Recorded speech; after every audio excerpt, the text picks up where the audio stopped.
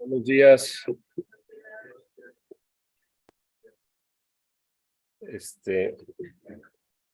Bienvenidos a todos.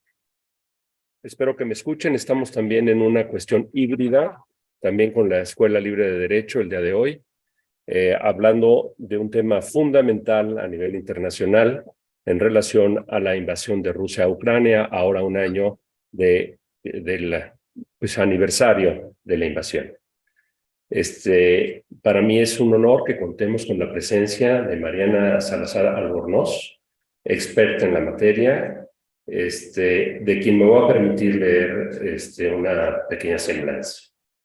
Mariana Salazar Albornoz es licenciada en Derecho por la Universidad Iberoamericana y es maestra en Derecho Internacional por el Instituto Universitario de Altos Estudios Internacionales en Ginebra.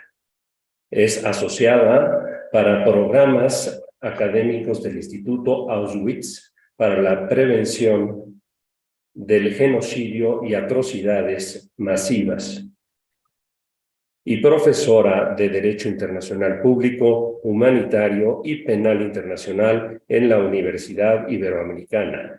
Es miembro del Consejo del Registro de Naciones Unidas sobre daños causados por la construcción del muro de territorios palestinos ocupados. Del 2019 al 2022 fue miembro del Comité Jurídico Interamericano de Organización de los Estados Americanos, OEA, donde fue relatora para privacidad y protección de los datos personales y para el derecho internacional aplicable al ciberespacio. Anteriormente, la maestra Salazar colaboró por 13 años en la Secretaría de Relaciones Exteriores, donde fue, entre otros, coordinadora del Derecho Internacional, así como directora del Derecho Internacional Humanitaria, Penal, Internacional y de Política Exterior en Derechos Económicos, Sociales y Culturales. Previamente trabajó por 7 años como pasante y como abogada asociada en los despachos jurídicos González Calvillo, Abogados S.C., en la Ciudad de México, y creo que también el de Forasteri, ¿verdad, Mariana? Esta es la primera sesión incluso que tenemos en la Barra Mexicana, ya con la nueva presidencia del maestro Víctor Olea Peláez, y al mismo tiempo la hacemos en forma coordinada con la Comisión de Derecho Constitucional y Derechos Humanos de Amparo de la propia Barra Mexicana de Abogados, con la Escuela Libre de Derecho, y también contamos con la presencia de la consejera de la Barra Mexicana, Claudia Aguilar Barroso, también maestra de la Escuela Libre de Derecho. En consecuencia, pues sin más, vamos a dar inicio a la exposición de la maestra Mariana Salazar Albornoz, a quien sin más le doy el uso de la palabra. Muchas gracias y bienvenida, maestra.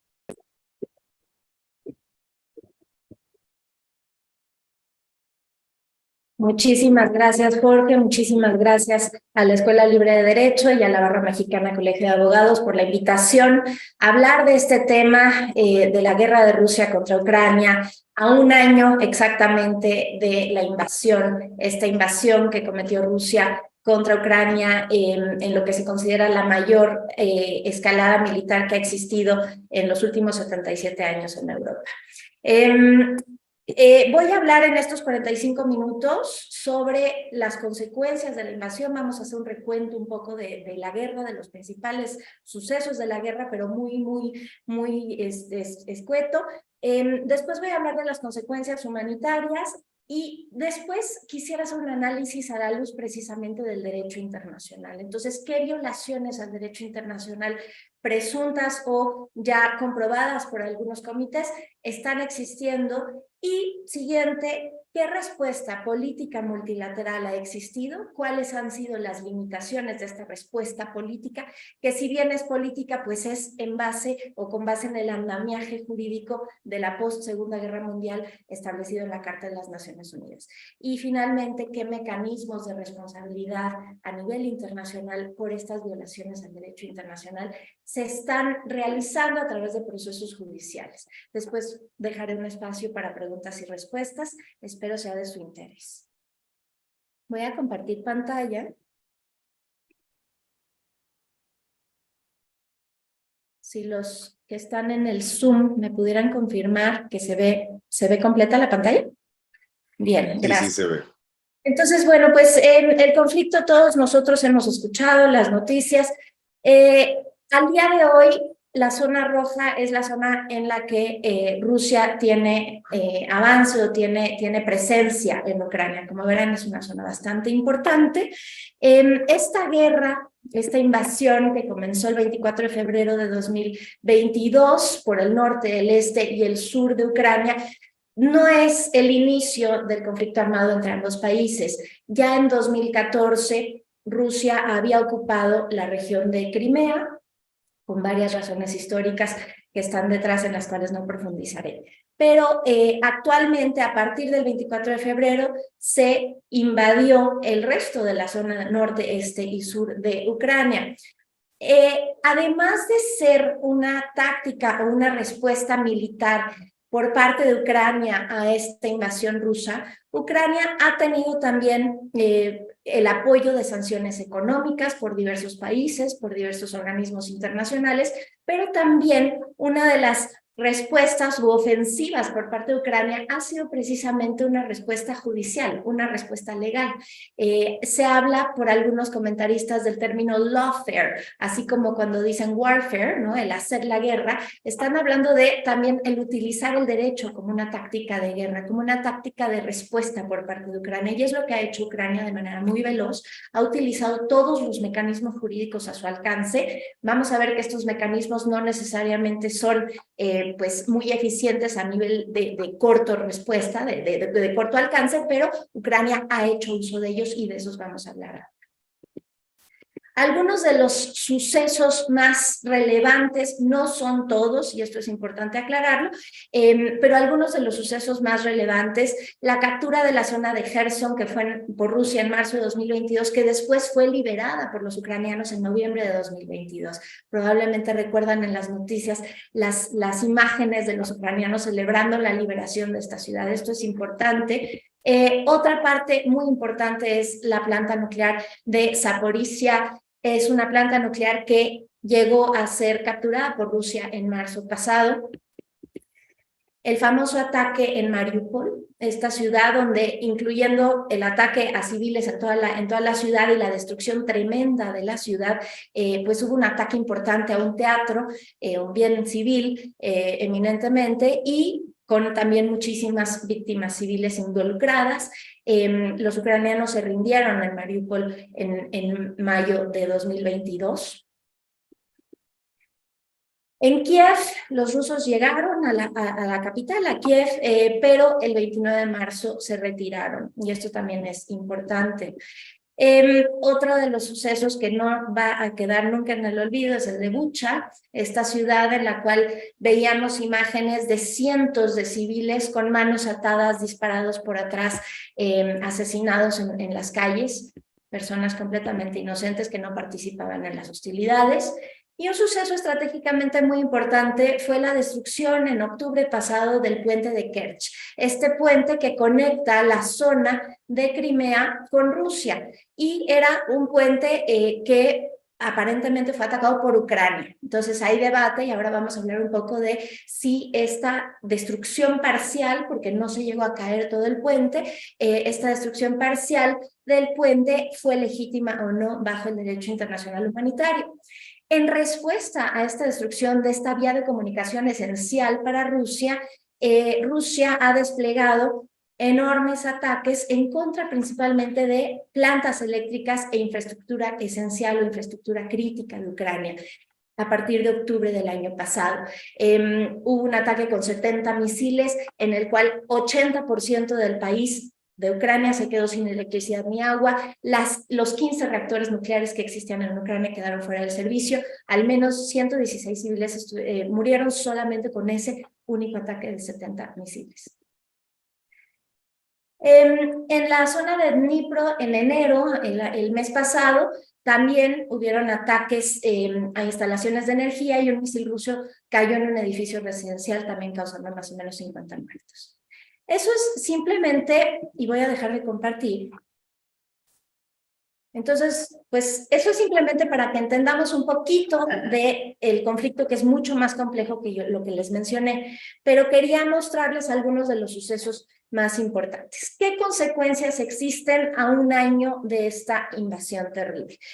Según datos de la Oficina del Alto Comisionado de Naciones Unidas para Derechos Humanos, al 15 de febrero pasado han habido 21.293 víctimas civiles. Pero este número hay que tomarlo con mucha cautela. Es un número que la propia oficina del Alto Comisionado indica que es mucho menor al número real actual, porque todavía no se han registrado o no se han corroborado reportes de ataques importantísimos como el de Mariupol que les mencioné, entre otros. Entonces, el número debe ser muy probablemente muchísimo más alto. Entonces, de estas 21.293 víctimas civiles registradas al día de hoy por Naciones Unidas, van 8.006 muertos, de los cuales 487 son niños o niñas, y 13.287 heridos, de los cuales 954 son niños o niñas. Estados Unidos, por ejemplo, hablando de esto, de que el número real es mucho más alto, Estados Unidos estima aproximadamente 100.000 víctimas, pero tanto soldados como civiles, 100.000 víctimas en un año de este conflicto.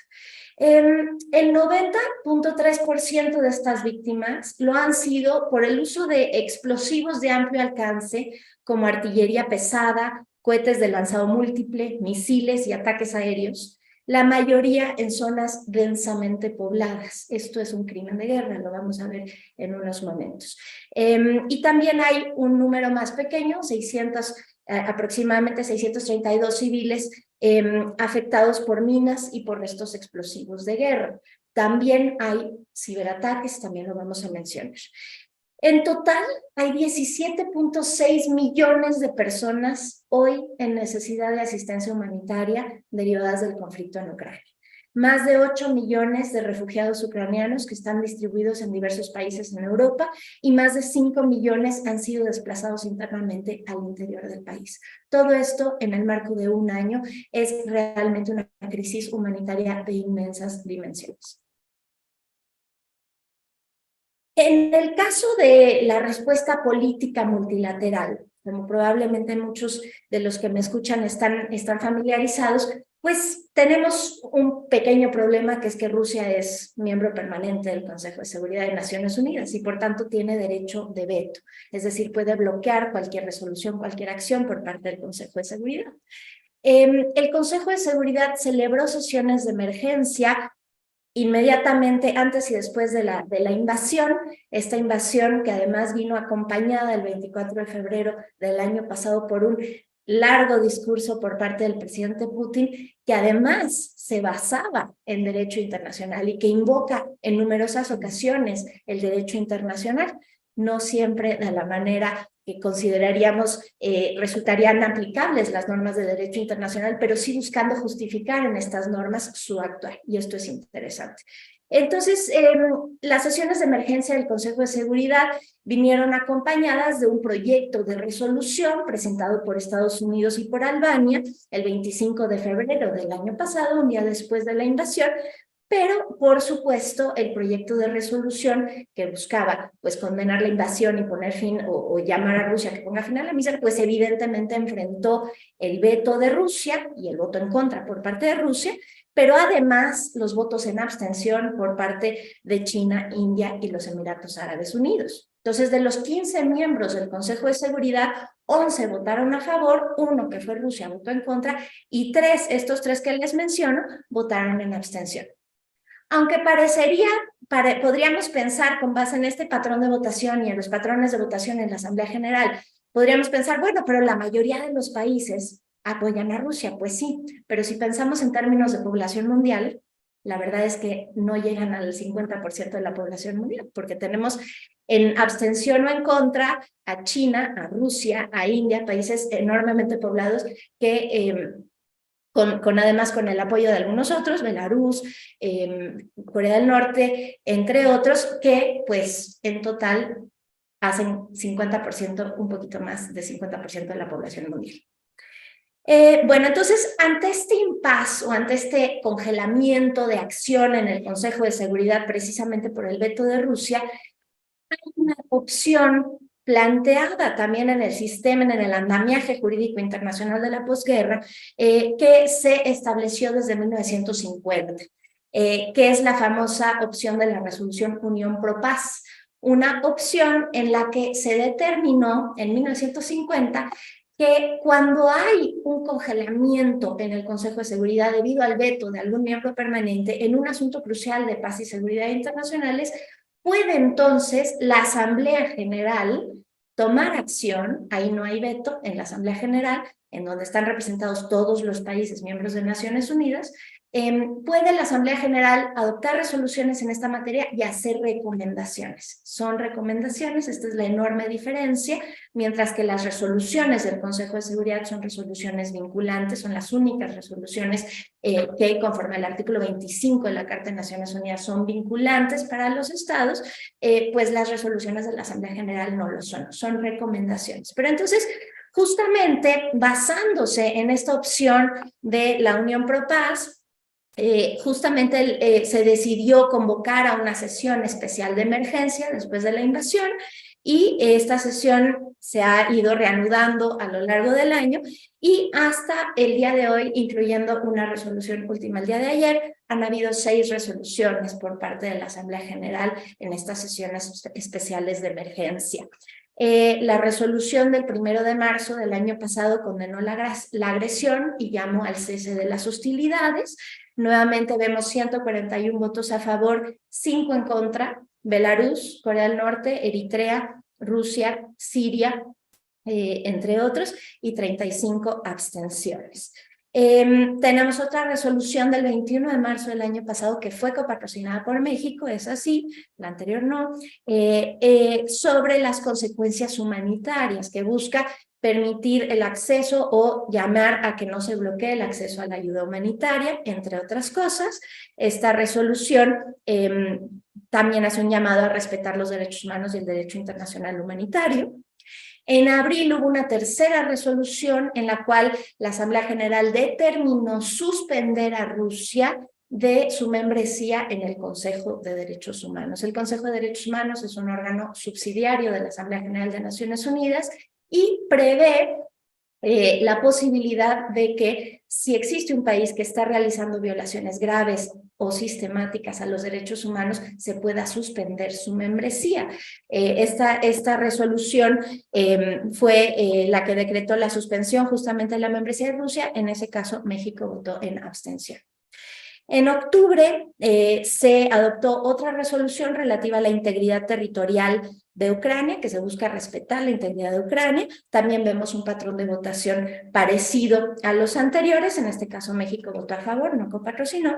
Y en noviembre hubo otra resolución sobre las vías de recurso y las reparaciones que busca establecer un registro, y en este caso México también votó a favor, busca establecer un registro de los daños que se han realizado, un registro internacional de daños para registrar documentalmente las pruebas y la información sobre alegaciones en relación con los daños. ¿Para qué? Para el caso de que se pueda utilizar este registro en futuros juicios. Pero el registro en sí solamente es, como indica su nombre, un registro, no es una comisión de compensaciones. Y por último, la resolución que se adoptó el día de ayer, después de 3 días de deliberaciones, el día de ayer, 23 de febrero de 2023, en vísperas del primer aniversario de la guerra, se adoptó una resolución que hace un llamado a que termine la guerra, a que los demás estados de la comunidad internacional cooperen para hacer frente a las consecuencias globales de esta guerra en materia de alimentación, de seguridad, de energía, de finanzas, de medio ambiente, de seguridad, y a la necesidad de que hayan investigaciones para rendición de cuentas, tanto a nivel nacional como a nivel internacional. En este caso, mismo patrón, muy parecido al patrón de votación, 141 votos a favor, 7 en contra. En este caso, Belarus, Corea del Norte, Eritrea, Mali, Nicaragua, Rusia y Siria. Y entre las 35 abstenciones cabe mencionar a China, India y Pakistán. México votó a favor. Entonces, bueno, pues vemos que el sistema político internacional en el marco de Naciones Unidas, y también hubo una resolución en el caso de la OEA que suspendió a Rusia como observador de la Organización de los Estados Americanos también. Entonces, en el marco del sistema de Naciones Unidas, estas respuestas políticas, pues, no han sido más que de un efecto de opinión política, quizás de dejar mostrar cuál es el sentir de los estados, la opinio iuris, ¿verdad?, de los estados, pero pues no vemos que tengan mucho cumplimiento por parte de Rusia, más bien ninguno. Entonces, ¿qué violaciones existen? Y voy a hablar ahora de las violaciones que existen al derecho internacional en este contexto. En este caso podemos hablar de violaciones a lo que es el llamado jus ad bellum, a las normas establecidas en la Carta de Naciones Unidas que disponen cuándo se puede o no usar la fuerza entre los estados. También hay violaciones, por supuesto, al jus in bello, al derecho de la guerra, que es el derecho internacional humanitario. También hay violaciones a los derechos humanos y al derecho penal internacional. Entonces me referiré a grandes rasgos a cada uno de estos rubros. En el caso del jus ad bellum, como sabemos, cuando se creó la Organización de las Naciones Unidas en 1945, la gran característica del derecho internacional contemporáneo a partir de la creación de esta organización fue precisamente la prohibición del uso de la fuerza. Ya había habido un intento anterior, porque antes la fuerza no estaba prohibida, el uso de la fuerza armada entre los estados no estaba prohibida. Vino la Primera Guerra Mundial y hubo un primer intento en 1929 con el Pacto Briand-Kellogg de prohibir el uso de la fuerza, que tuvo muy pocas ratificaciones y tan no funcionó que vino la Segunda Guerra Mundial, del 39 al 45. Entonces, por supuesto, una de las características más importantes de este nuevo andamiaje de 1945 fue prohibir el uso de la fuerza entre estados, acompañado también de una obligación de solucionar pacíficamente las controversias entre los estados. Pero esta prohibición general del uso de la fuerza tiene dos excepciones que han sido manipuladas en muchas ocasiones por parte de los estados. La primera excepción, que es la que más se ha manipulado, es la legítima defensa. Cuando un estado enfrenta o recibe un ataque armado, y ojo, no es una amenaza de ataque, es un ataque real. Cuando recibe un ataque armado, entonces el artículo 51 de la Carta de Naciones Unidas permite a los estados responder de manera armada, siempre y cuando sea proporcional y se cumpla con el principio de necesidad, pero es temporal, es solo hasta en tanto que el Consejo de Seguridad tome cartas en el asunto y se encargue. Rusia justificó su invasión a Ucrania en su discurso del 24 de febrero de 2022, lo justificó con base en el artículo 51 de la Carta de Naciones Unidas. Vaya ironía. Entonces dice Rusia que el propósito de lo que llamó una operación militar especial es proteger a las personas que por 8 años ya han estado enfrentando genocidio. Él habla de que hay un genocidio por parte de Ucrania en contra de las personas prorrusas en las zonas de Donetsk y Luhansk, que se llama la región del Donbass. Busca desmilitarizar y desnazificar a Ucrania, y esta palabra es muy importante. Vamos a entender que está también manipulando la opinión pública para decir que Ucrania se han nazificado, que son nazis, y entonces busca que se recuerde a la era de la Segunda Guerra Mundial y a los antepasados de los ucranianos que lucharon en contra de los nazis, ¿verdad? Entonces, un poco invocar diciendo, aquí hay un nazismo, aquí hay un genocidio. Y dice ahí que por eso, en legítima defensa, pero fíjense muy bien, Rusia es un país y Donetsk y Luhansk son parte de otro país. Rusia invoca legítima defensa de Donetsk y Luhansk. Pero entonces, para poderlo hacer, reconoció la independencia de estas dos zonas de Ucrania, además, para poder decir, no, es que son zonas independientes y yo estoy ayudando a echarles la mano, digamos. Todo esto está mal invocado, no hubo, la legítima defensa solamente se permite en caso de ataque armado, no había un ataque armado en contra de Rusia, tenía que haber habido un ataque armado en contra de Rusia para que Rusia pudiera responder en legítima defensa. No fue necesario y por supuesto no fue proporcional. Entonces, desde luego no fue legítima defensa, es lo que llamamos un acto de agresión bajo el derecho internacional. Eso en cuanto a las violaciones al jus ad bellum, al derecho a hacer la fuerza, pero también hay violaciones al derecho de la guerra, a este jus in bello o el derecho internacional humanitario, que son las normas que aplican durante un conflicto armado.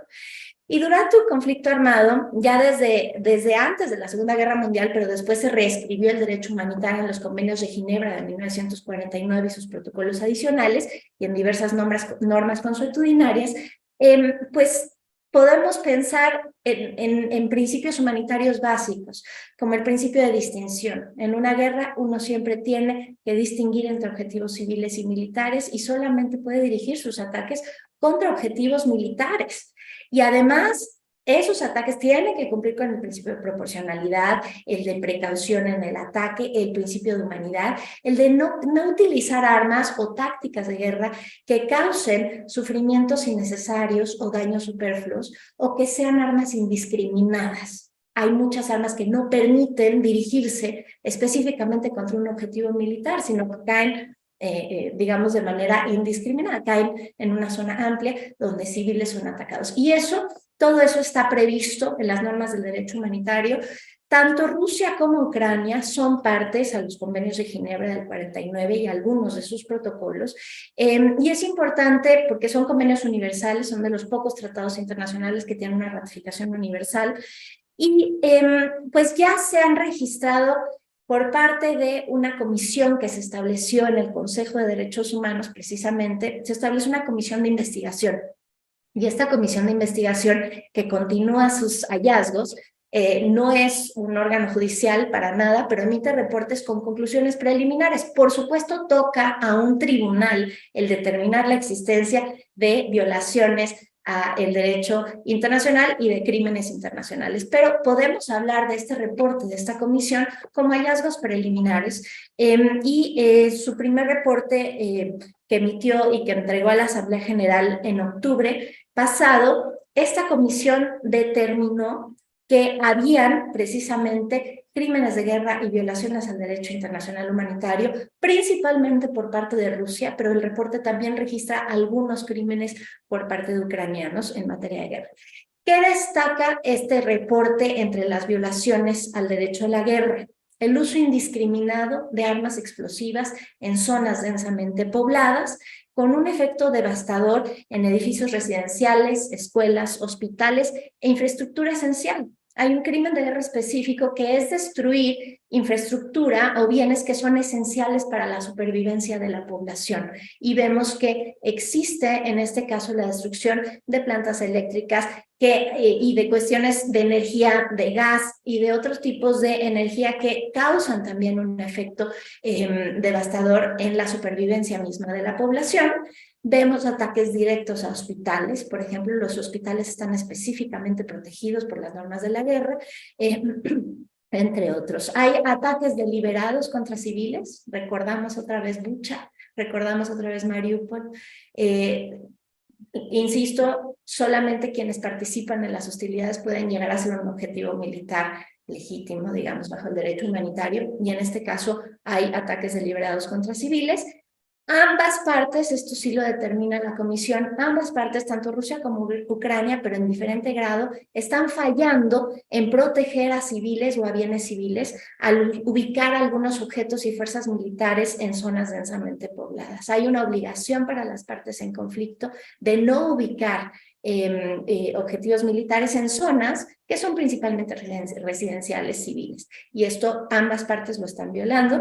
Pero también ha habido un uso de municiones en racimo en estas zonas. Las municiones en racimo son indiscriminadas porque si se utilizan en zonas densamente pobladas no se puede controlar en dónde caen. Son estas municiones que se lanzan desde un misil, se abre el misil y se desplazan municiones digamos, como una lluvia de municiones, y eso no se puede controlar. Y también algunos misiles no guiados. Eso es lo que ha determinado la comisión. La comisión todavía está realizando nuevos reportes, ya anunció que actualmente pues está investigando justamente los daños contra la energía y todos estos ataques eléctricos que han ocurrido desde octubre en adelante y todos los daños contra infraestructura crítica.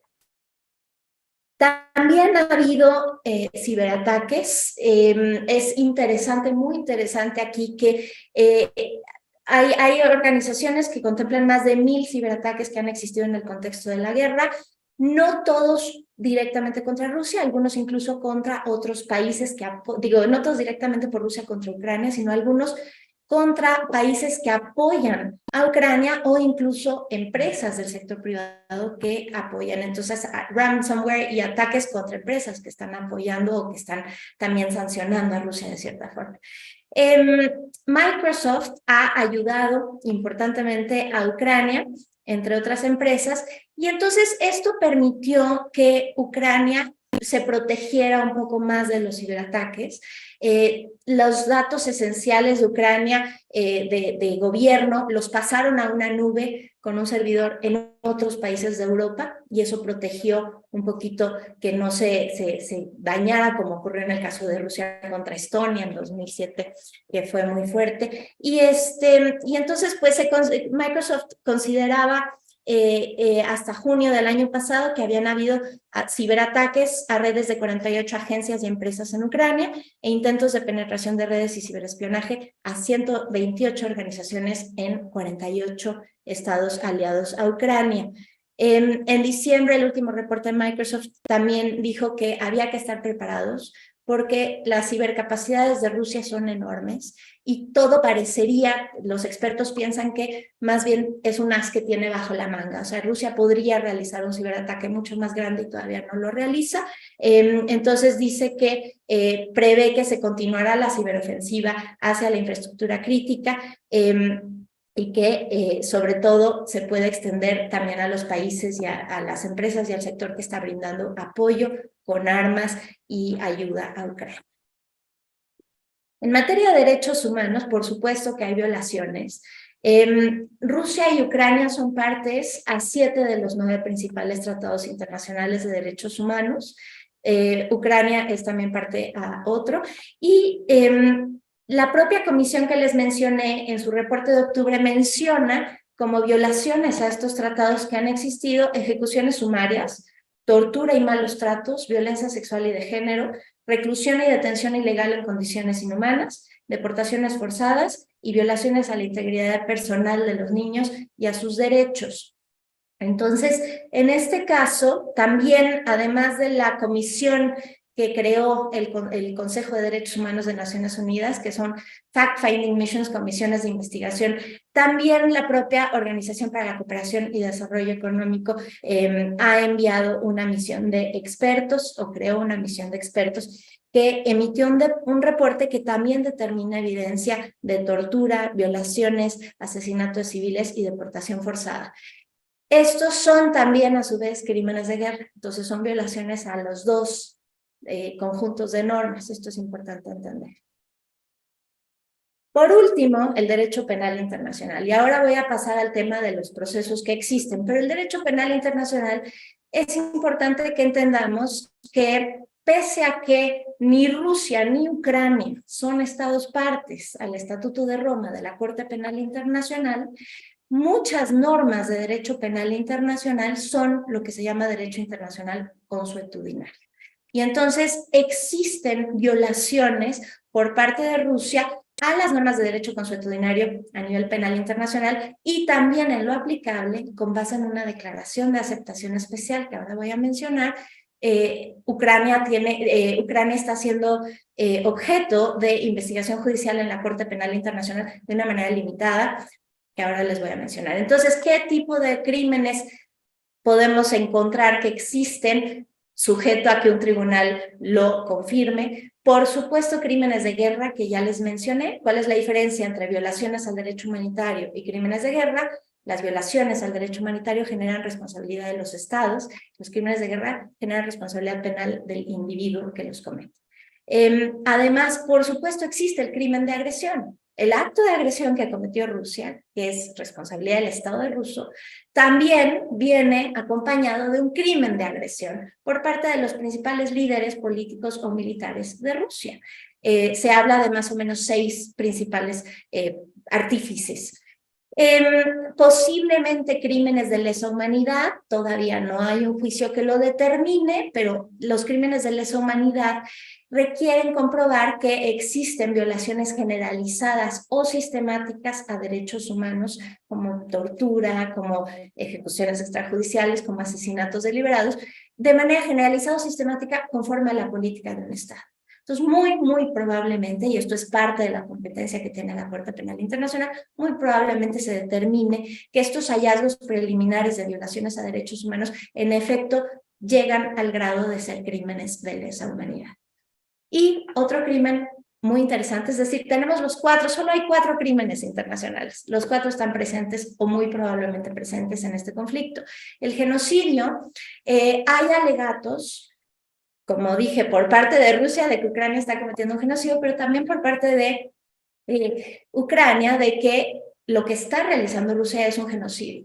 Eso va a ser más difícil de probar. Un genocidio tiene que ser una intención de destruir en todo o en parte un grupo nacional, étnico, racial o religioso, pero lo que sin duda está ocurriendo, y hay organizaciones de la sociedad civil que están trabajando intensamente para documentarlo, es la incitación directa y pública a cometer genocidio. A diferencia de los otros crímenes internacionales, esta incitación directa y pública, si uno sale a la calle a decir directamente que se asesine o se destruya a uno de estos 4 tipos de grupo, con propaganda que sataniza, como están haciendo diversos actores importantes en Rusia, satanizando a los ucranianos, equiparándolos con nazis, negando la existencia de Ucrania, y esto el presidente Putin lo ha repetido en numerosas ocasiones. En julio del año pasado hubo lo que llaman el ensayo de 5,000 palabras que hizo Putin, que es un ensayo que habla sobre todo el origen histórico del conflicto, y que repite en numerosas ocasiones que Ucrania no es o no debe ser independiente, que realmente es Rusia, es parte de Rusia. Entonces le niega este derecho a la identidad propia de los ucranianos. Y esto es interesante, sumado a muchísima propaganda, interesante para comprobar la incitación directa y pública a cometer genocidio. Eso en cuanto a la categorización de los crímenes y de las violaciones por parte del Estado y por parte de los individuos, que genera responsabilidad internacional. ¿Qué mecanismos se están realizando? Bueno, hay 2 casos abiertos en la Corte Internacional de Justicia.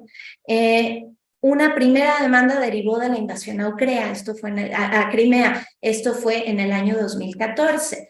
Pero justo a raíz de esta invasión del año pasado, entonces Ucrania el 26 de febrero, rapidísimo, o sea, la invasión fue el 24 y 2 días después Ucrania ya estaba presentando una demanda en la Corte Internacional de Justicia.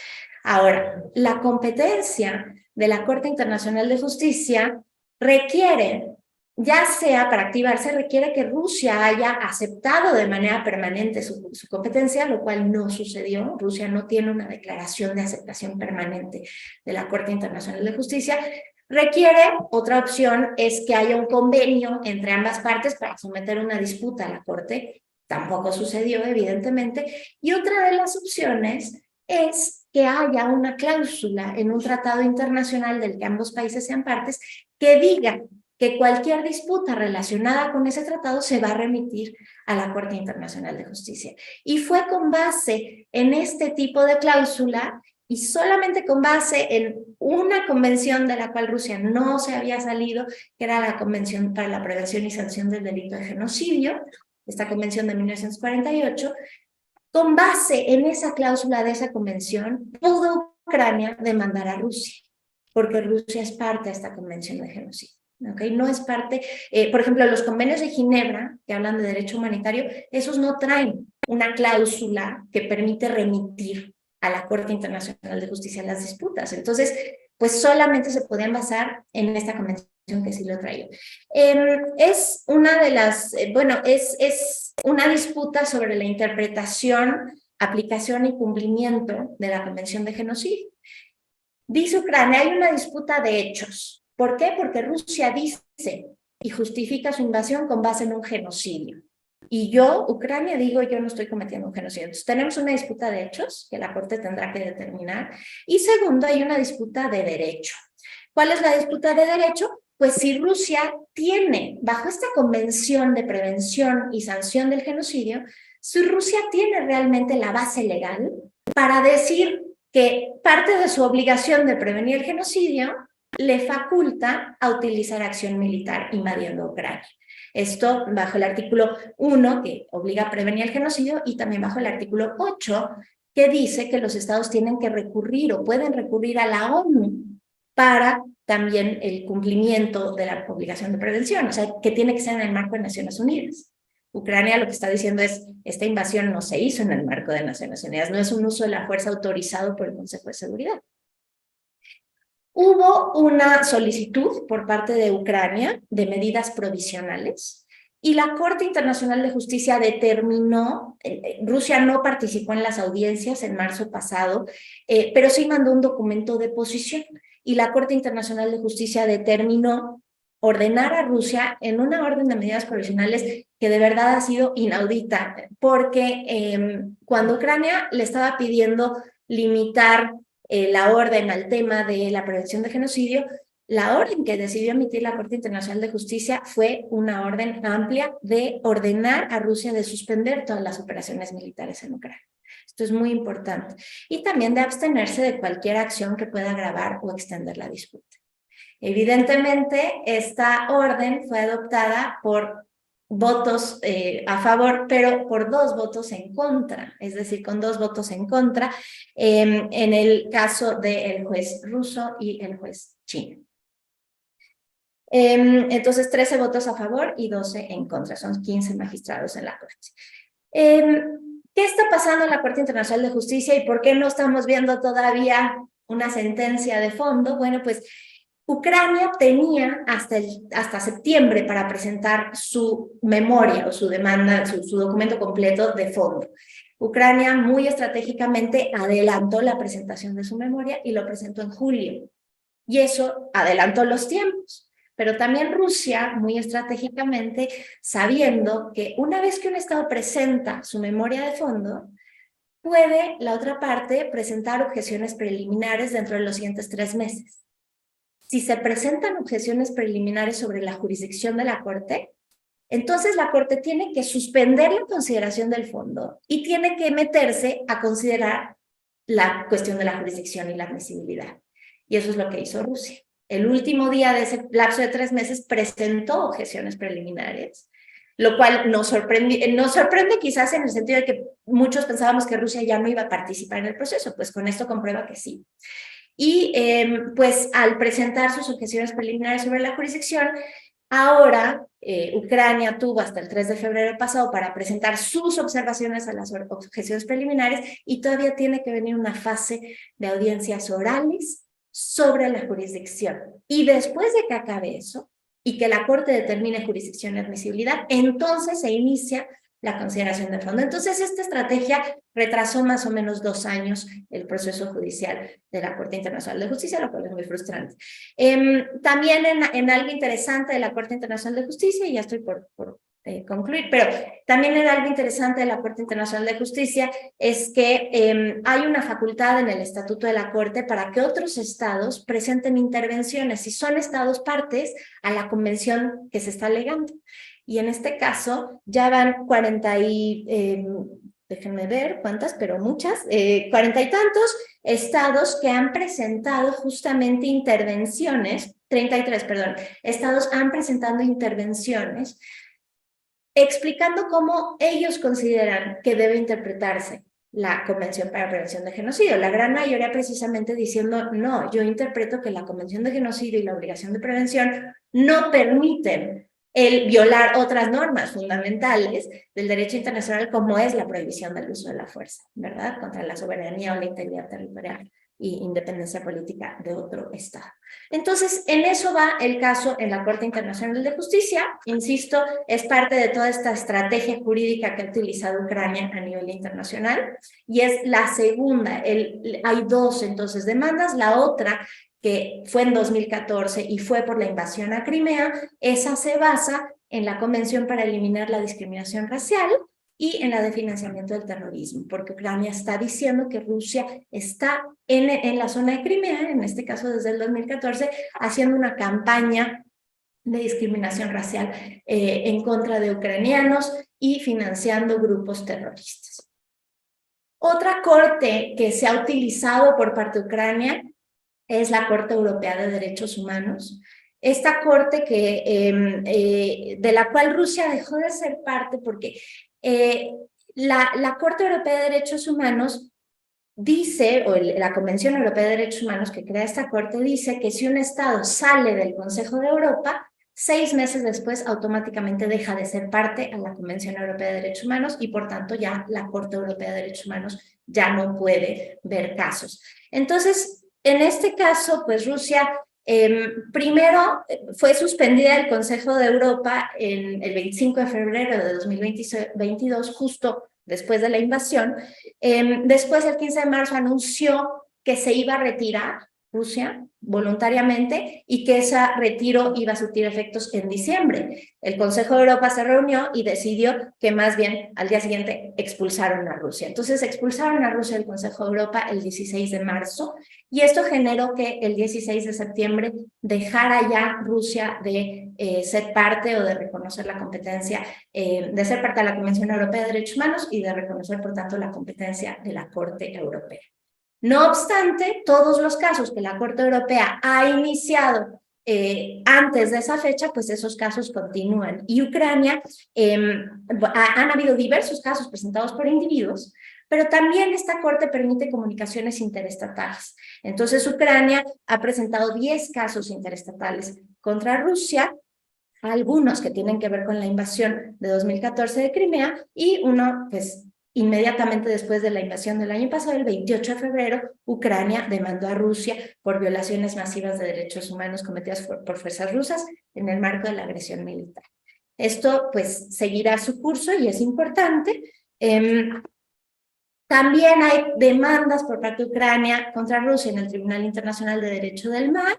Hay una demanda de 2019 por la detención de 3 buques ucranianos y 24 tripulantes en el Mar Negro. Y también hay numerosos arbitrajes comerciales internacionales derivados de expropiaciones desde 2014 y a la fecha, y también mecanismos bajo el mecanismo de solución de controversias de la Organización Mundial del Comercio. Entonces, todas las opciones de procesos judiciales que existen o de procesos cuasi judiciales que existen, las está utilizando Ucrania en esta estrategia.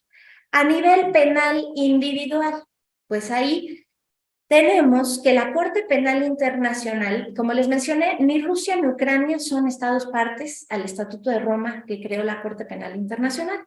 Sin embargo, el propio estatuto prevé la facultad de que un Estado acepte de manera ad hoc la competencia de la Corte. Y Ucrania, felizmente, ya lo había hecho desde 2014. En 2014 y 2015 presentó 2 declaraciones en las que aceptaba de manera ad hoc la competencia de la Corte, precisamente por violaciones derivadas de la invasión a Crimea, pero en 2015 lo amplió a decir en adelante, de 2014 en adelante.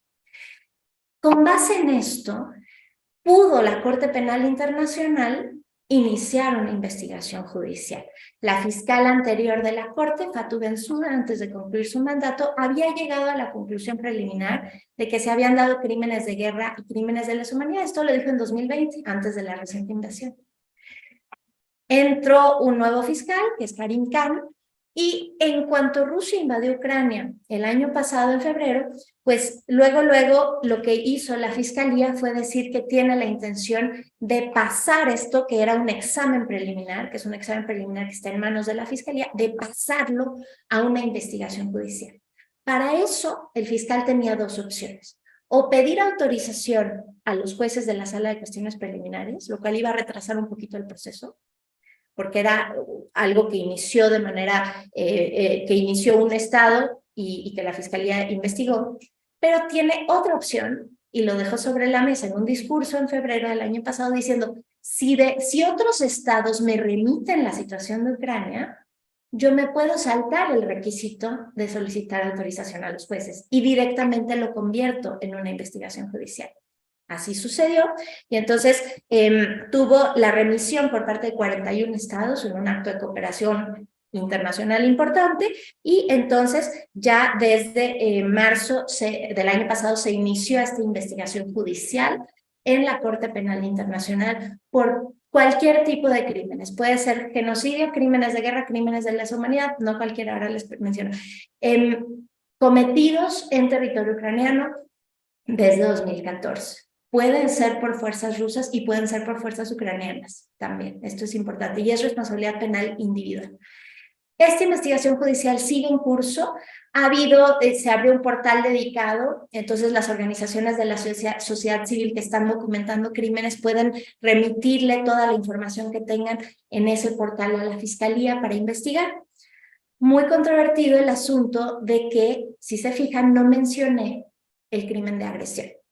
La Corte Penal Internacional no es competente para investigar el crimen de agresión de Rusia. Sí es competente para lesa humanidad, genocidio y guerra, pero no para el crimen de agresión, porque cuando entró en vigor la reforma entró en vigor en 2018, una reforma al Estatuto de Roma, en donde se incorporó el crimen de agresión. A mí me tocó participar en esas negociaciones y fueron muy frustrantes porque después de un año de negociaciones y con una estrategia, la verdad, de último minuto muy fuerte, se decidió incorporar el requisito de que para que la Corte sea competente sobre el crimen de agresión, requiere que el Estado agresor ratifique la enmienda que introduce el crimen de agresión en el Estatuto de Roma.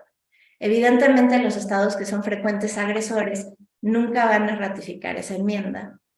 Esto limita enormemente la posibilidad de la Corte Penal Internacional de actuar, y Rusia no es parte del Estatuto de Roma. La única forma de darle la vuelta o de saltarse este requisito sería que le remita el Consejo de Seguridad a la Corte Penal Internacional la situación, cosa que tampoco va a suceder debido al veto de Rusia en el Consejo de Seguridad. Ante este impasse, ha habido iniciativas por parte de varios académicos y varias organizaciones que proponen que se cree un Tribunal Penal Internacional especial para el crimen de agresión. ¿En qué ayudaría crear un tribunal especial para el crimen de agresión? Hubo una declaración conjunta que pueden ustedes ver en marzo del 22, 40 expertos la firmaron, y ha habido críticas también a esta iniciativa. Pero ¿por qué sería útil? Porque el presidente Putin no puede ser juzgado en otros tribunales extranjeros, cuenta con inmunidad. Esa inmunidad no aplica en tribunales penales internacionales. Entonces, crear un tribunal penal internacional para el crimen de agresión se saltaría este obstáculo de la inmunidad. Claro que existe el obstáculo realista de quién va a detenerlo y quién lo va a entregar, qué cosa que va a ser casi imposible.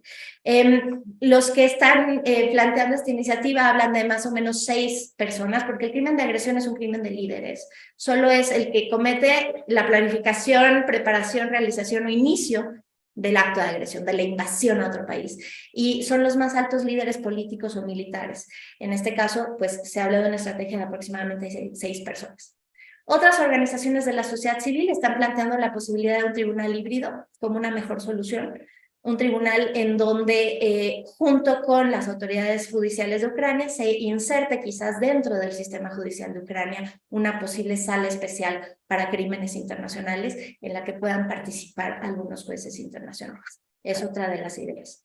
¿Hay juicios nacionales? Sí hay en Ucrania. Ucrania tiene en su código penal los crimen de agresión, crimen de guerra y genocidio, pero no tiene el tipo penal de crímenes de lesa humanidad. Además, pues está el reto para Ucrania. Se ha juzgado, ha iniciado juicios en más de 25,000 casos. Apenas en mayo hubieron 3 personas ya enjuiciadas y sentenciadas, eran soldados rusos que habían sido detenidos en territorio ucraniano y que eran prisioneros de guerra. Pero también Ucrania está haciendo juicios en ausencia, lo cual es también controvertido. ¿Okay? Entonces, pues hay limitaciones a la jurisdicción ucraniana precisamente por la quizás dificultad de detenerlos. La jurisdicción universal es la otra opción. Si se fijan, todo lo que ustedes saben de derecho internacional se está usando en este conflicto. La jurisdicción universal, ya aproximadamente 17 estados, principalmente europeos, han iniciado procesos con base en la posibilidad de jurisdicción universal, es decir, en sus propios tribunales por crímenes atroces cometidos en Ucrania. Algunos requieren que el acusado esté en el país o que haya uno de sus nacionales implicado de cierta forma. Entonces, cada país es diferente, no todos los países tienen prevista la jurisdicción universal y los requisitos varían de uno a otro. Además, para poder ejercer jurisdicción universal, se tienen que establecer estos crímenes en la legislación de esos países. Esto es importante también. Entonces, no todos pueden, pero ya van 17 más o menos. Ante este panorama judicial, que vemos que es lento, que sus resultados los veremos quizás en un par de años, de manera muy optimista, y ante este embate que hay en la limitación de las respuestas políticas, pues hemos visto que lo más eficiente en este conflicto han sido las respuestas unilaterales, las medidas unilaterales, las sanciones económicas. Se han establecido sanciones a los bancos en el sistema SWIFT, por ejemplo, a los bancos rusos, impidiendo transferencias, congelando ciertos activos de oligarcas rusos. Este tipo de sanciones comerciales por parte de algunos países, y también las reacciones de las empresas, que esto es también importantísimo. Más de 1000 empresas se han salido de de Rusia, perdón, justamente en una respuesta en contra de la invasión. Entonces vemos que, para variar, el derecho internacional idealista que es y hermoso que es, pues tiene enormes limitaciones y a veces tenemos que quedarnos en el ámbito unilateral, que es lo que está pasando en este caso de este conflicto. Una solución negociada, pese a que ayer alguien mencionaba que quizás hoy China iba a proponer una solución, sería interesante. Como ustedes saben, el presidente Biden visitó de sorpresa Ucrania esta semana y emitió un discurso en Polonia que fue respondido por parte de Rusia con una suspensión de su participación en el único tratado que quedaba para reducir armas nucleares entre ambos países, el Tratado Nuevo START. Entonces, pues parecería que una solución negociada es improbable. No parecería que ninguno de los dos estados quiera perder territorio o sus adquisiciones territoriales en este momento. Y parecería, varios han calificado esto de lo que se dice una guerra de desgaste o una war of attrition, que quizás la solución va a ser en el desgaste de alguna de las partes en el campo de batalla, y esto va a tener consecuencias humanitarias aún más devastadoras. El marco para la respuesta internacional también se está poniendo en jaque. Estamos viendo las limitaciones con este conflicto, tanto del sistema político como del sistema jurídico internacional, por sus propias características de tratarse un sistema horizontal. Yo con esto pues lo dejo aquí y estoy atenta a comentarios y a preguntas y les agradezco mucho.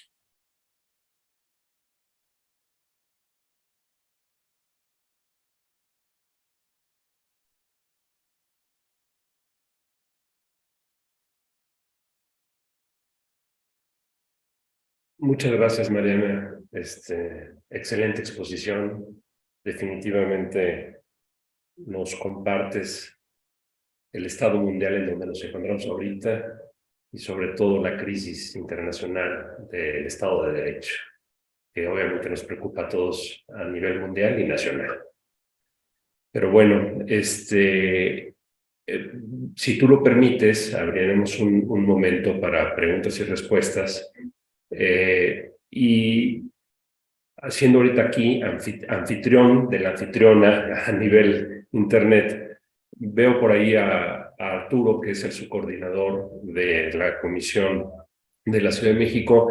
Arturo, no sé si estás ahí pendiente del chat y si hay alguna pregunta para dar privilegio ahorita a la gente que está en internet. Hola, ¿qué tal, maestro? Hasta el momento no tenemos preguntas, así es que podríamos pasar a preguntas de parte del auditorio y aquí estoy al pendiente. Muy bien, gracias Arturo. Si ves algo nos avisas, por favor. Claro. Y aquí presente alguien que quiera hacer alguna pregunta. Sí, compañera, por favor.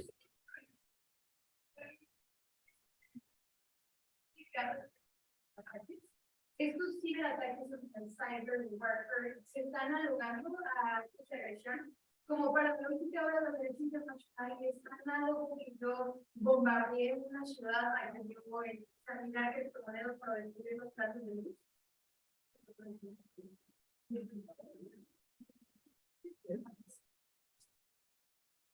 No sé si en el Zoom escucharon la pregunta, pero la pregunta se refiere a los ciberataques y así los ciberataques se pueden convertir o considerar análogos a un crimen de agresión o un crimen de guerra. Hay todo un debate en la comunidad internacional actualmente en curso justamente sobre los ciberataques. Cuando un ciberataque equivale a una violación, por ejemplo, les doy un ejemplo, en un crimen de guerra, ¿qué pasa si hay un ciberataque que destruye los datos, la base de datos de un hospital, pero no mata a nadie? ¿Sí? O sea, que simplemente pues, borró la base de datos de un hospital. Entonces hay dos posiciones, ahí hay debates en curso en la ONU ahorita, pero por ejemplo ahí se dice, bueno, ¿se requiere o no que esos ciberataques causen muertes civiles? La mayoría, en el caso en el ejemplo que yo les di, la mayoría dicen sí, un ciberataque que ataca la base de datos de un hospital, pues los hospitales están especialmente protegidos por el derecho humanitario y eso sería un crimen de guerra independientemente de que no se mueran civiles, pero es muy probable que en un hospital sí se mueran. Pero ¿qué pasa si eso ataca una planta de luz? Lo mismo, viene el debate de si se requiere que hayan muertes o no, qué tipo de daños. Entonces, no hay todavía, hay un proceso desde hace muchos años en Naciones Unidas que se renovó hace 2 años, el grupo de trabajo de composición abierta, y justamente yo fui relatora para el tema de derecho internacional aplicable al ciberespacio, porque sobre todo en los países de América Latina, por ejemplo, no nos hemos pronunciado casi, muy poquitos nos hemos pronunciado en este proceso de Naciones Unidas, porque no se sabe bien y hay posiciones encontradas. Ese es uno de los escenarios. Otro escenario pregunta, bueno, es que para que sea un acto de agresión, que es precisamente la pregunta de la compañera, dice la Carta de Naciones Unidas que es el uso de la fuerza armada. ¿Un ciberataque se considera un arma, sí o no? Otra vez, entonces, la respuesta la están encontrando en los efectos, ¿ok? No hay todavía una respuesta única. El proceso tardará otros 3 años. Es el grupo de trabajo de composición abierta de las Naciones Unidas sobre tecnologías de información y comunicación en general. Y hay otra cosa que se está negociando que está relacionada, que es una convención sobre ciberdelito. No es exactamente lo mismo, pero justamente también ahí se está hablando un poquito de esto en curso. Es el tema nuevo del derecho internacional. Y hay una mano. Sí, tenemos una mano levantada. Supongo que quiere hacer una pregunta Enrique Hernández. Sí, adelante. Enrique, si gustas prender tu micrófono. Hola, buenos días. Felicidades a las comisiones por este gran tema de actualidad. Una disculpa que no prenda mi cámara, pero ahorita en el despacho hay otras reuniones de Zoom y no quiero que se me vaya a dejar de escuchar. Pues una felicitación a la maestra Mariana Salazar. Nos ha dado un recorrido fantástico sobre lo que está sucediendo, pero además con una explicación muy concisa, incluso sobre algunas cosas que yo desconocía. Pero mi pregunta es la siguiente. ¿Qué posibilidades, Mariana, podría haber de una reconciliación, de una paz? Yo sé que lo que estoy diciendo verdaderamente se ve muy lejano, pero por eso es la pregunta, alguna mediación de un país, algo que pudiera hacer que ambos presidentes se sentaran en una mesa y dialogaran, porque es solamente a partir del diálogo directo en donde se podrían sentar algunas bases de reconciliación y de una eventual paz en ambos países. Entonces, esa sería mi primera pregunta. Y la segunda, si hay oportunidad, pues, qué tan cerca o qué tan riesgo estamos corriendo como planeta de del uso de una arma nuclear? Muchas gracias y nuevamente felicitaciones. Muchas gracias. Pues justamente ayer yo comentaba con un colega que pues China parecería tener un papel muy pesado aquí. ¿Por qué? Porque Rusia hasta ahora tiene la ayuda de China. Y ayer que alguien dijo, es un rumor, pero que hoy va a haber una solución planteada por China, me pareció muy interesante. No lo sé, pero ya salió.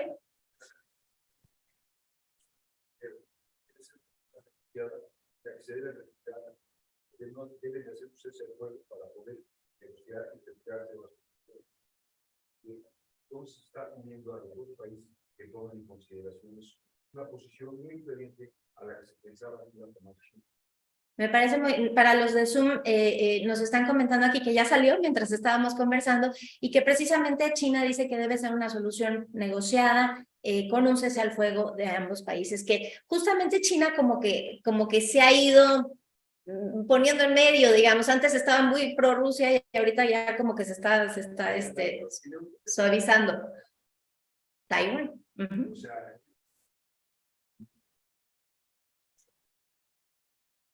Interesantísimo. Entonces, ya había habido un intento por parte de Turquía, por parte del presidente Erdogan, a mediados del año pasado, de facilitar como una discusión entre Rusia y Ucrania. Lo que antes decía Zelensky, el presidente de Ucrania, decía, estoy abierto a negociar siempre y cuando sí estemos ambas partes en la mesa, que no sea una solución impuesta, como han habido propuestas también de solución. Algunos dicen, bueno, que vayan a otros países y negocien las soluciones y se la impongan. Pues no, dice una solución negociada en la que esté Putin en la mesa y en la que esté Zelensky. Ahí, en ese intento en abril no funcionó y pues lo que sí vemos en todos los analistas que estudian el porqué de la invasión rusa es que Rusia realmente, y esto es muy interesante del discurso de 5,000 palabras del año pasado de Putin, Rusia realmente está convencida en no respetar el acuerdo de la post-Unión Soviética, considera que estos son territorios rusos y que vemos muy difícil que Rusia ceda, por lo menos Crimea, es seguro, ¿no? Y Donetsk y Luhansk. Entonces, pues habrá que ver. China creo que juega un papel importante. Rusia creo que no se esperaba que Ucrania sostuviera tanto tiempo la defensa. Ucrania ha tenido el apoyo de la comunidad internacional de manera muy importante y yo creo que es un apoyo que Rusia no esperaba. En el tema de armas nucleares, pues desde luego la suspensión del Tratado Nuevo START que anunció Putin esta semana, pues es como una amenaza, es una alerta, como diciendo, casi estaríamos dispuestos a usar armas nucleares. También hay que tener en cuenta que tanto la OTAN como otros países occidentales, incluyendo Estados Unidos, han mandado ayuda de armas a Ucrania, pero no han mandado tropas, precisamente porque tienen miedo de que al mandar tropas pues se vuelven beligerantes y entonces habría una respuesta militar rusa, incluso puede ser con el uso de armas nucleares. Entonces, justamente están tratando de evitar aumentar la dimensión del conflicto a que vaya más allá de Rusia y Ucrania.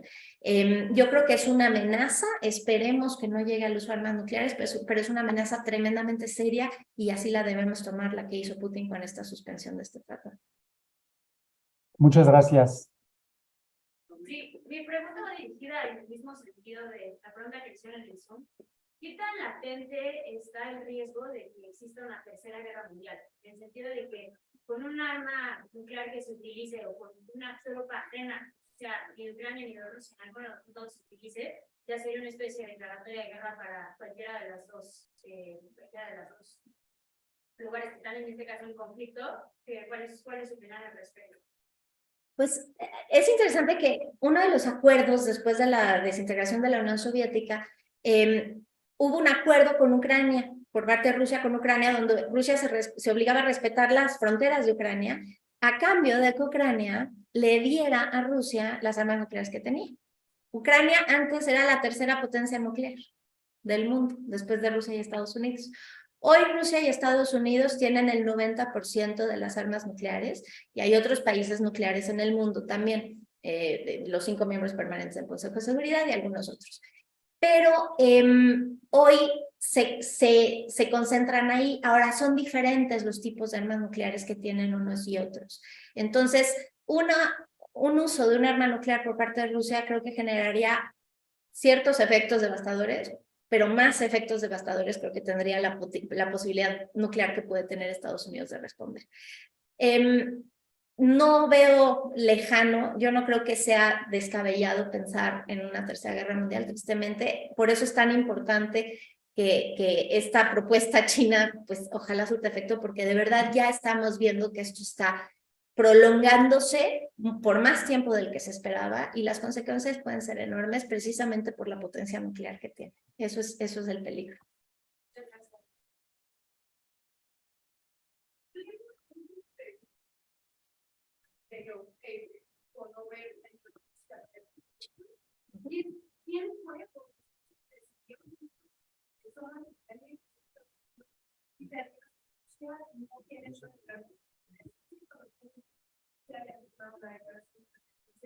En algún momento de la historia, digo, entiendo los acuerdos respecto a la disolución de la Unión Soviética, pero no se tiene como identificación cultural que no faculten las personas que necesitan su autodeterminación. Digo, o sea, como Yugoslavia, porque no tenemos para la separación, teníamos un tribunal arbitral ad hoc en Yugoslavia para determinar los estados.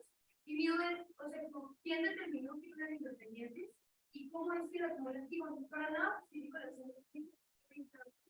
pero, o sea, porque ha hablado que previo a la invasión rusa, Ucrania sí estaba teniendo normas de aparte por normas neonazis, o sea, literalmente de discriminación a las personas minorías étnicas. Yo creo que entiendo que estamos hablando de pero sí tengo la pregunta de cómo la comunidad internacional llegó a este punto de, ¿sabes? No importa todo lo demás que ya pasó en una previa de la. Muchas gracias. Y para los de Zoom fue una pregunta muy larga, pero habla precisamente de cómo llegó la comunidad internacional a la conclusión de que no importa lo de antes, de que no hay que tomar en cuenta que en Ucrania ya existían pues sí ciertos crímenes contra rusos desde antes, ¿verdad? Y la verdad es que es muy importante lo que mencionas. Muchos de los expertos dicen tengamos cautela y por eso yo traté de decir presuntos crímenes o los que ha registrado la comisión.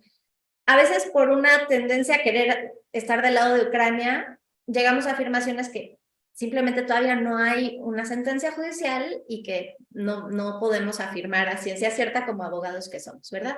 Y esto es importante. Creo que Putin tenía la misma intención que tú en tu pregunta en julio del año pasado, cuando emitió su famoso ensayo de las 5,000 palabras. Les recomiendo mucho leerlo porque es una cosa interesantísima, donde está justamente diciendo eso. Ahora, también mencionaste algo muy importante, o sea, justo está diciendo ya desde antes había un problema dentro de Ucrania, entre rusos y ucranianos, ¿verdad? Y habían como campañas. Rusia no permite o niega la identidad distinta ucraniana, y esto es peligrosísimo, y esto ha generado muchos conflictos sociales en ciertas zonas, también en Donetsk y en Luhansk, evidentemente. Si recuerdan el derribo del avión de Malaysian Airlines de 2014, el MH17 fue por fuerzas prorrusas y salía de Donetsk, me parece, o de Luhansk, uno de los dos, pero salía de esa zona, ¿verdad? Entonces ese caso también está en las cortes internacionales. Entonces, a ver, importante, sí hay conflictos, sí habían conflictos por parte de ambas partes, esto es importante, pero como bien dices también, el nivel de los conflictos no llega al caso de un genocidio, para nada. El alegato que hace Rusia de que fue un genocidio y que lo está previniendo es completamente infundado. No es, el genocidio tiene que tener como intención destruir total o parcialmente a una población como tal, a un grupo nacional, étnico, racial o religioso. En este caso, el intento de Rusia o el móvil de Rusia es un móvil territorial donde quiere recuperar zonas que antes fueron soviéticas. Y esto es lo importante, es más territorial, que ha generado obviamente un choque social relevante. Y nada permite el invadir otro país. O sea, justamente el crimen de agresión, que es pues, el pilar, digamos, del sistema internacional actual, el prohibir el uso de la fuerza entre estados, pues ha sido tremendamente violado y está tratando de justificarlo con base en eso que existía antes. Entonces sí existían violaciones a derechos humanos por parte de ambos, pero no que permitan una invasión. Gracias. Muchas gracias. Sí, Además, una cuestión muy importante hay que usar la historia. Hay que usar la Primera Guerra Mundial. Fue lo mismo. El asesinato de Archiduque fue por esa razón en la zona precisamente. ¿Qué sucedió posteriormente con la invasión alemana a Polonia? No era Polonia, era recuperar los Sudetes. Entonces, esos siempre han sido los móviles de los potencias. Ahora, Ucrania, que van a la historia, es ¿quién fue el centro realmente del reino o del imperio ruso? Exacto. Ahí es realmente donde se crea Rusia. O sea, Ucrania era Rusia. Después que se mueve a Moscú, fue por otras razones, por Pedro, primero y todo, pero realmente ahí era lo que es Rusia. ¿Por qué Ucrania se vuelve independiente? Porque de ahí viene Khrushchev. O sea, Stalin venía de ahí. Y además después Gorbachev y Yeltsin, que da la independencia. Fíjense que la Unión Soviética era la Unión de Repúblicas Soviéticas Socialistas. Entonces, después de que cae la Unión Soviética, siempre quisieron agarrar Ucrania era parte de la madre Rusia. O sea, esa es la verdad de las cosas. Entonces, que no hubiera rusos ahí, o que hubiera rusos era algo muy normal.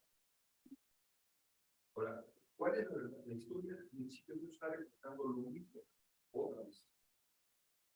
Lo que pasa es que hoy no tenemos esa munición que teníamos, digamos, hace 100 años, a lo que tenemos hoy. Y yo creo que Mariana ha hecho un punto muy importante. El urgente es lo que provoca que no cause, que pase algo mayor como puede ser verdad. ¿Por qué? Porque están equilibrando las fuerzas. ¿Para qué va a pasar los chinos? Yo creo que los chinos, muchos esperaban que China estuviera de su lado totalmente. Entonces el balance vuelve ahorita. Pues yo creo que lo que está diciendo es, aquí voy a algo que es en contra de los abogados, de nosotros mismos, es la real política. Es la que va a acabar así. Y lo que tú dices es, no se van a realizar nada. Posiblemente Guinea sea la parte de negociación. O sea, yo me olvido de Guinea en formas. O sea, posiblemente. Pero los muertos no nos van a quitar nada. bueno, sí, adelante.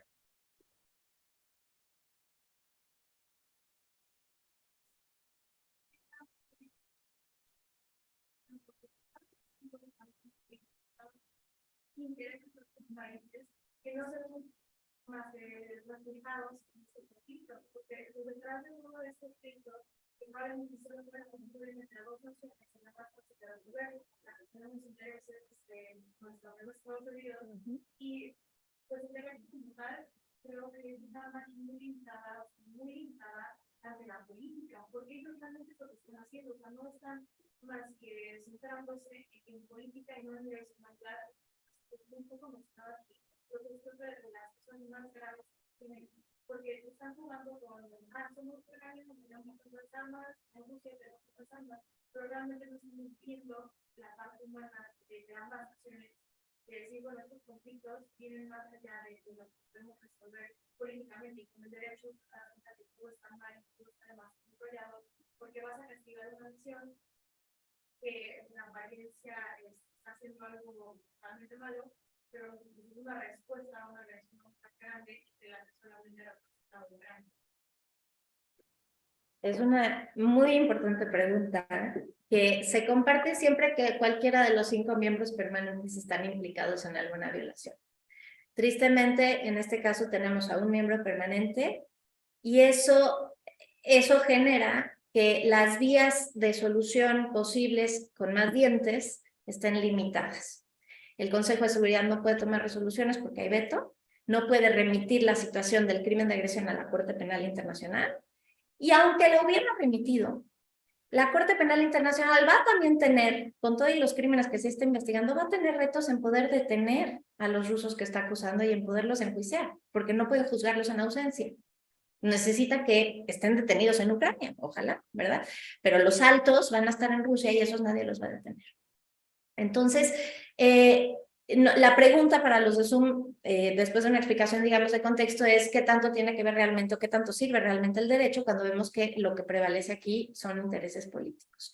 Tristemente, esa es la limitación. Como profesora de Derecho Internacional y creedora en el sistema, siempre le digo a mis alumnos, a ver, el derecho internacional tiene limitaciones, es lo que hay. El mundo, yo sí estoy convencida que sería peor si no existiera el orden que tenemos de la posguerra, pero es un orden que ha probado, el orden jurídico internacional ha probado ser más eficiente para responder después de un conflicto, con ayuda humanitaria, con consecuencias a veces jurídicas contra personas y contra estados, órdenes de reparaciones, pero que no ha sido útil para prevenir. Ahorita no está sirviendo para detener. Y el detener el conflicto, en mi opinión, pues no es derecho internacional, va a ser política internacional, el lograr detenerlo. El derecho no servirá para castigar a los responsables, para documentar las atrocidades. Y así no hay que perder esperanza. Es importante el rol que tenemos los abogados internacionalistas. Construimos este orden balanceando lo que era la realpolitik y balanceando la política y 5 miembros permanentes, que la verdad es que eso pues, es lo que caracteriza a nuestro sistema. Muchas gracias, Mariana. Arturo, ¿alguna otra pregunta por allá? No, no tenemos más preguntas, maestro. ¿Aquí alguien más que quiera hacer uso de la palabra? A ver, compañera. Sí, anteriormente mencionó que nuestro país se ha mantenido neutral, obviamente, y luego a favor. Pero ¿a qué se atribuye que nuestro país no haya emitido una acción fuerte y contundente acerca del conflicto de la impunidad? Pues ahí, y pues no estoy en la Cancillería, tenemos aquí personas que sí están en la Cancillería que podrían ayudar, pero realmente han habido críticas, hay un artículo muy fuerte, muy bueno, la verdad, que habla de una esquizofrenia. Yo siento que quizás no es tanto, sí han habido copatrocinios, México facilitó la resolución sobre la asistencia humanitaria, pero también podemos observar que hay también, y lo escuchamos también en el discurso presidencial, no voy a decir cierta tendencia a la neutralidad, pero es lo que acusó Zelensky a México, diciendo no se puede estar uno neutral en este tipo de asuntos, y dijo Zelensky a México el año pasado, le dijo, ¿qué harían ustedes si los invadiera un país vecino? Pues le pedirían ayuda a los otros países, ¿verdad? Entonces, creo que aquí tiene que ver un poquito con la política que tenemos ahorita de intereses con otros países de América Latina que están en la misma situación que México, que están tratando de no enemistarse del todo, ¿verdad? Pero al mismo tiempo de quedar del lado correcto de la historia sin ser quizás el protagónico. Hay todo otro análisis detrás y Mónica nos puede ayudar. Yo la verdad es que ya no estoy en Cancillería, pero creo que no ha sido tan exagerado. Por ahí alguien me comentaba el otro día, bueno, es que los europeos lo que no les gusta es que México no diga exactamente lo que ellos dicen, sino que tenga su propia versión, ¿no? Y es lo que está haciendo México, está haciendo su propia respuesta, no la respuesta que está teniendo la mayoría, una respuesta que a veces es más fuerte y a veces es un poquito más neutral, ¿verdad? Pues muchas gracias. Yo creo que ya por respeto también al tiempo de nuestra invitada de hoy y el respeto también del tiempo a todos ustedes, vamos a dar por terminada la sesión del día de hoy.